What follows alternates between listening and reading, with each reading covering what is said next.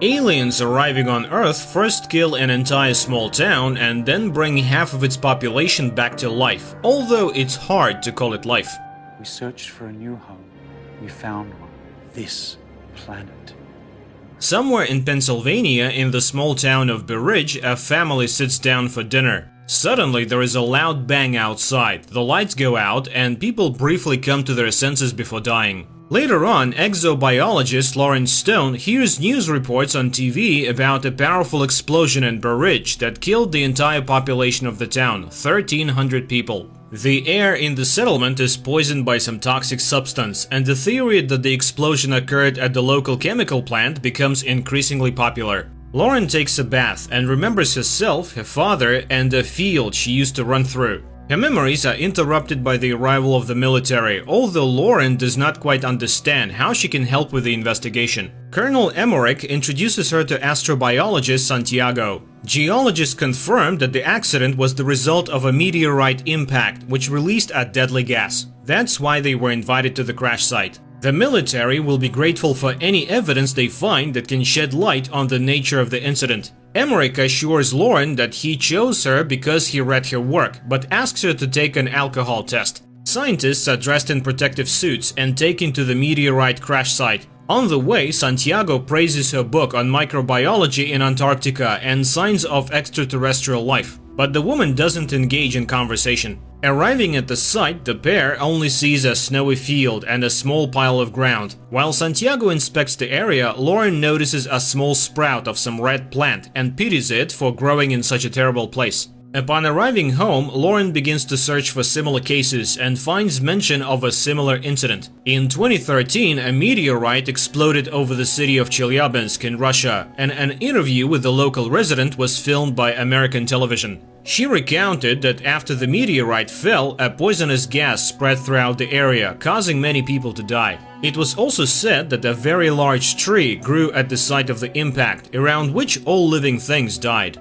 The tree was cut down, and information about the incident was kept secret. In the postscript to the interview, journalists reported that the woman was killed almost immediately after it. The next day, doctors begin to perform an autopsy on the man who died in Berridge, and at first everything looks completely normal. But when the doctor makes an incision, a strange blue liquid begins to seep out, which then returns to the body after a short time, and the wound heals. But even more surprising is the resurrection of the man, who suddenly sits up on the table and silently looks down, not reacting to the voices of those around him. The man has no pulse or blood pressure, and his body is cold. In other words, by all indications, the man is dead. Suddenly, there are cries behind the door. It turns out that another 40 people suddenly opened their eyes and came back to life. The doctors tried to get some kind of reaction from the resurrected, but to no avail. They are all residents of the town center, who not only inhaled the poisonous gas, but also ingested some substance that led to DNA transformation. And the only thing the resurrected do is occasionally turn around. Meanwhile, Lauren tells Emmerich about the Chelyabinsk meteorite, but the people in Russia were also victims, which means that this is someone's terrible plan. But the colonel does not believe in conspiracy theories. Later, a government commission discusses the incident and proposes simply destroying the bodies before it's too late. But to get answers, all the data must be carefully studied, otherwise Manhattan could be next. Later, the woman buys alcohol and drinks it while sitting in the car, reminiscing about a trip she took with her father to a secret place. The next day, Lauren goes to a room where the revived people are sitting, and selecting a girl tells her about a book her mother used to read to her when she was a child, who has long since passed away.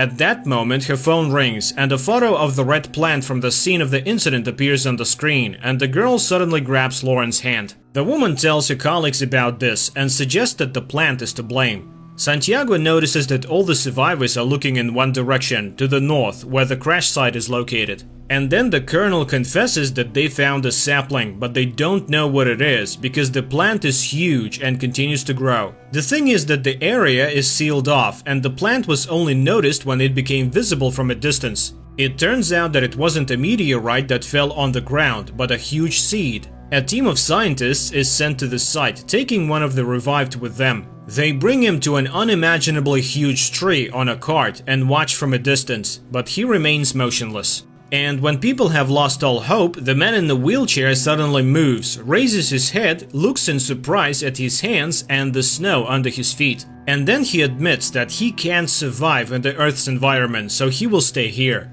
Upon returning, Lauren reports that the tree is generating the necessary environment for its survival, including the air that is toxic to humans. The aliens arrived on Earth through special portals that scientists call wormholes. She is bombarded with questions, revealing that she has had problems with alcohol and prohibited substances. Later, a psychotherapist calls her answering machine, who was waiting for her at a session as part of her sentence. They were supposed to discuss her childhood memories that are haunting her, but she didn't show up.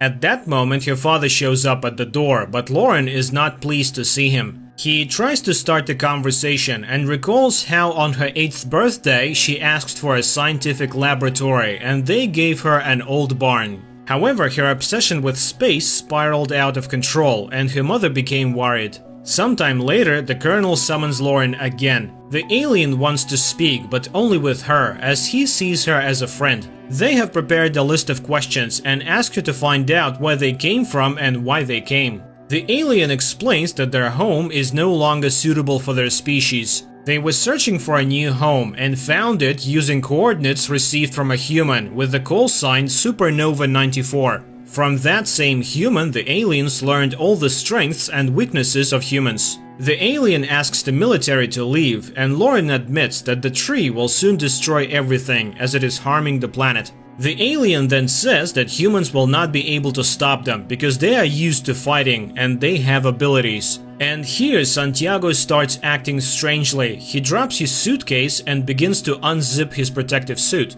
The military personnel try to contain him, but they cannot do anything. The man falls to the ground and tears the hose from the mask of a soldier who was trying to help him. The soldier removes his useless mask and dies. Then one of the soldiers suggests shooting the alien, and just then they are hit by a sound attack that drives them crazy and they open fire on each other. One of the survivors takes stunned Lauren away. Later, a fighter jet armed with missiles is sent to the tree. The pilots see a small figure of a person at the base of the tree and receive orders to attack the target.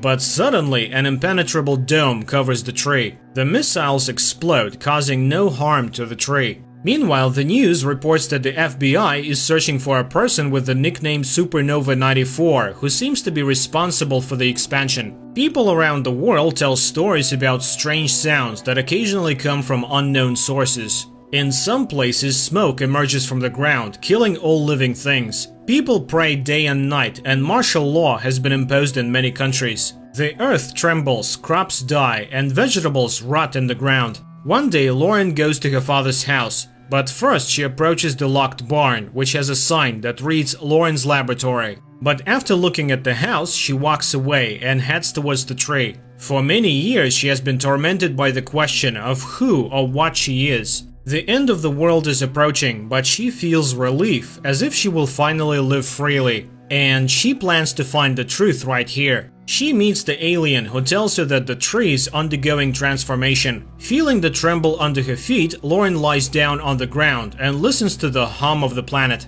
The time has come, new life is growing, and all of this has happened because of her. And finally, Lauren remembers the day when her father brought her to a secret base where an unidentified flying object had been brought down. Her father left her to wait in the corridor. Bored, she wandered through the rooms, listening to her father being instructed about a powerful and hostile creature that had tried to plant something before it was shot down by the military. The girl found a sarcophagus containing the alien and reached out to the glass. Suddenly, the creature reached out and touched the glass from the other side. She screamed in terror, not understanding what strange thing was happening to her, causing her to lose consciousness. The frightened guard found her and took her to her father, but the girl looked healthy and left with her father. Only from that day on, Lauren hasn't been quite herself. She draws super complex designs of interstellar ships and writes incomprehensible formulas. At school, she constantly gets in trouble, skillfully manipulating not only her classmates but also her teachers, calling herself an alien who wants to go home. And one day, Lauren tunes a transmitter she has built and contacts a distant planet, taking the call sign Supernova 94. Her parents are horrified and forbid her from entering the laboratory. Lauren smashes toys, draws on walls, and tells her mother the date of her death. It is then that her father learns of her new DNA. The girl seems to be changing, becoming something other than human. Adult Lauren sobs in horror at her discovery, but the alien welcomes her home and she remembers telling the distant planet all about Earth. Meanwhile, mysterious egg-shaped objects begin to appear all over the planet.